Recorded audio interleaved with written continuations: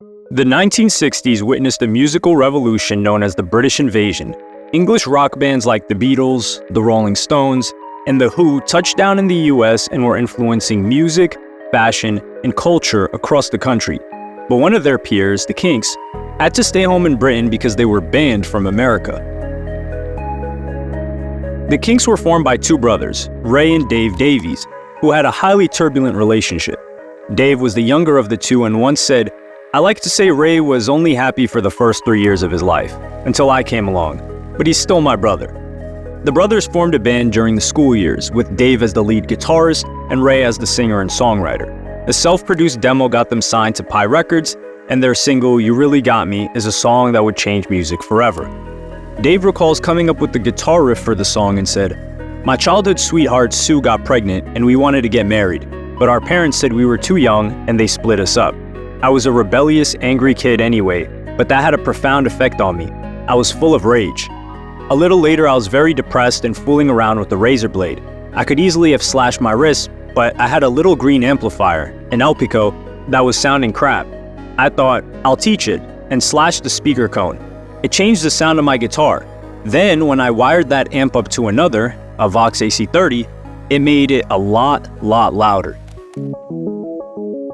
This created a distorted guitar sound that was never heard before and highly influenced other rock movements such as punk, heavy metal, grunge, and many more. During its release in 1964, the song reached number 7 in the US. Ray Davies said that Pi Records even stopped the production of every other record on their label in order to make more and more copies of the single. Follow-up singles All Day and All of the Night and Tired of Waiting For You also performed well. The band's album peaked in the UK at number 3, and the two artists ahead of them were the Beatles and the Rolling Stones. And like these two bands, it made sense for them to follow in their footsteps and tour the USA. During this time, the US market was the largest and most influential market in the world, and cracking America could change their lives financially forever. In 1964, the Beatles performed on The Ed Sullivan Show, which had 73 million viewers and put them on a platform not like ever seen before. While the Kinks were gearing up for their US tour, they played a now infamous warm-up gig in Cardiff in Wales. There was tension within the band, and this time, it was not even between the two brothers. Dave Davies and the drummer Mick Avery were not on friendly terms because of an altercation the night before, so they were not seeing eye to eye when they were on stage. 2 songs into the set, Dave looks over at Mick and shouts, "Why don't you get your out and play the snare with it? It'll probably sound better." Mick responded by taking a cymbal from his drum set and knocked Dave out cold on stage.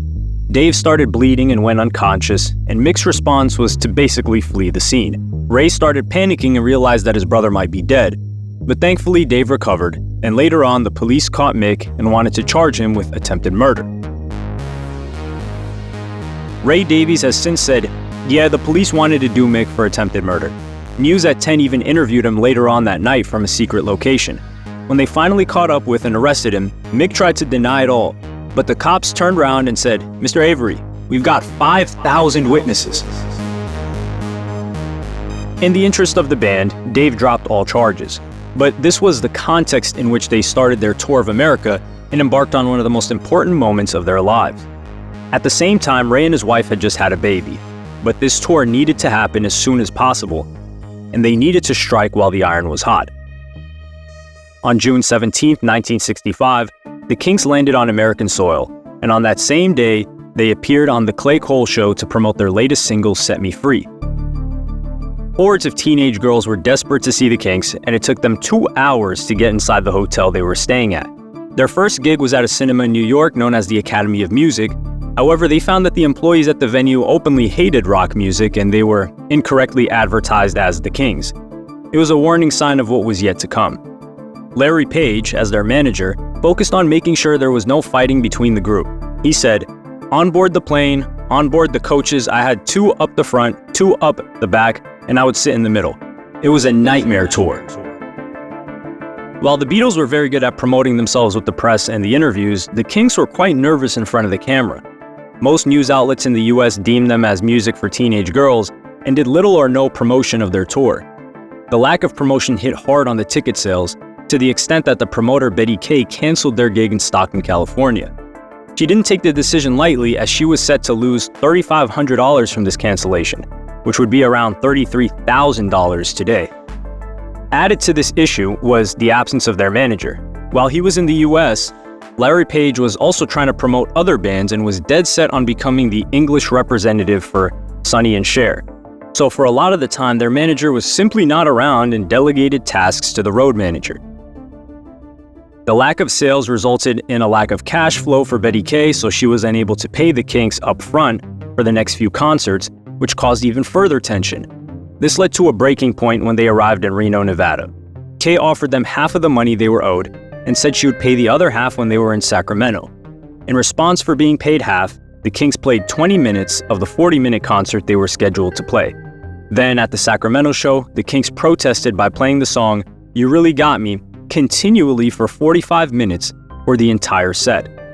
The Kinks then backed out of a performance in San Francisco, which caused Kay to produce a formal complaint to the American Federation of Musicians. The institution had the power to revoke work permits for overseas musicians in the USA. The band also refused to play at the Hollywood Bowl. Larry Page recalls this moment and said, "I got a call from Pat Doncaster of the Daily Mirror in London, who said, 'I've just got a call from Ray.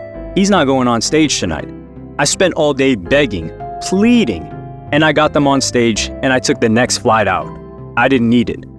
So Larry Page flew back to England. Then, the Kinks were scheduled to perform on the Dick Cavett Show, and this was the nail in the coffin for the US tour.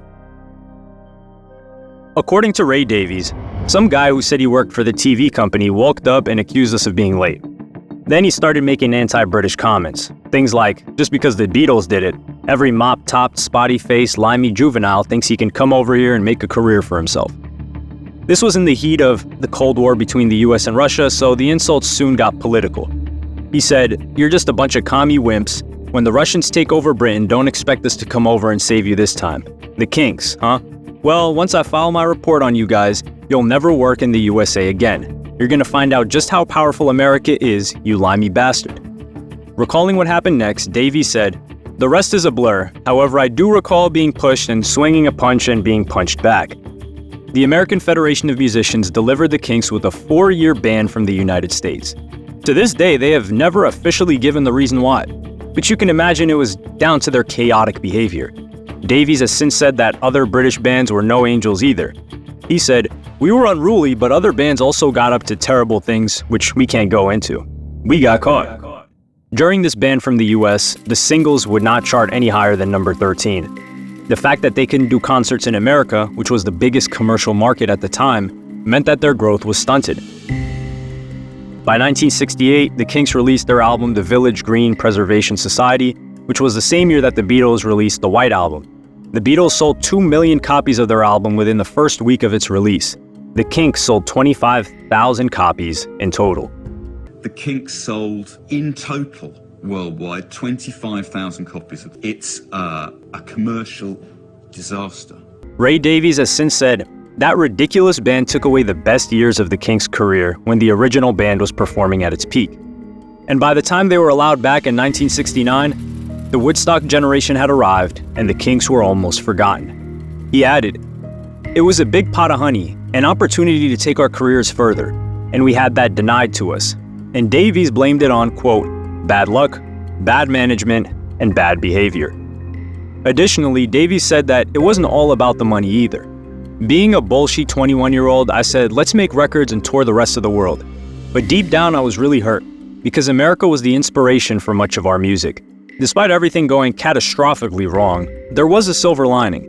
With America out of the picture, they no longer had to cater to an American audience." Davies was now singing in an English accent and writing about things that were happening around him in England. One of their most celebrated songs, Waterloo Sunset, which is a love letter to London, may not have been made had America been the target market. According to Davies, because we couldn't tour America, there was nothing to do but come back home and write songs about Englishness. We had the Village Green Preservation Society, Waterloo Sunset, Sunny Afternoon, Dead End Street. They were heard in America, but they weren't really such big hits. It allowed me to get to grips with my craft. Maybe I would have made different records if I hadn't been sidelined. Actually, that probably would have been the case." He added, "After the ban, I withdrew into my Englishness, where I'm from. so maybe the Americans did us a big favor. The Kinks would reclaim some of their lost momentum in 1970 with their hit single Lola, which also did well in the US, and they would go on to make music even as far as into the 90s.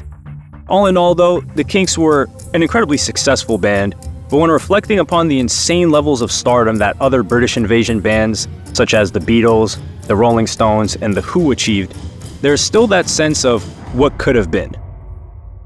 Make sure to subscribe for more.